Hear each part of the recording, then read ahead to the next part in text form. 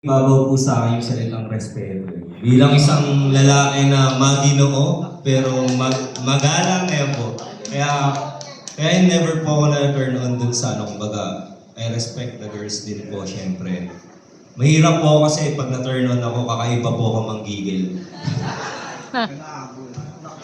Ayun, syempre, ako hindi rin po nata-turn on doon. And syempre, respetuhin mo din yung eksena mo. And ayun, trabaho lang. How about you, Rika? May gusto kayo yan?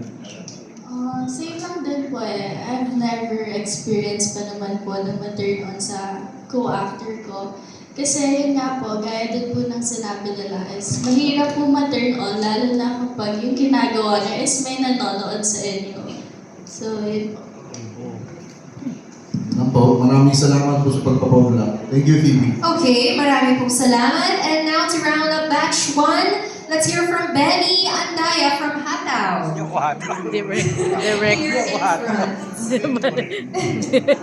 Direct Excuse me, din. hindi ako nagsusulat sa Hataw sa ibang publication ako nagsusulat. Pero nasa, nasa YouTube and meron akong blog sa YouTube and sa Facebook page. Anyway, yung question ko sa mga bagets, hindi ba kayo nagkakailangan since isa lang kayo ng kwadra sa mga eksena na ginagawa niyo, lalo na yung mga love scenes talaga?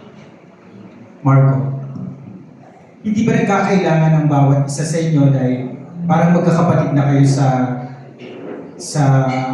316? Opo. Kumbaga pagdating sa love scene, hindi nagkakailangan paanong eksena na gagawin. Mahirap po kasi syempre kapatid ang tingin mo sa kanya eh. So, mula ng first project, di ba si Chloe Barreto, parang kapatid din yun eh.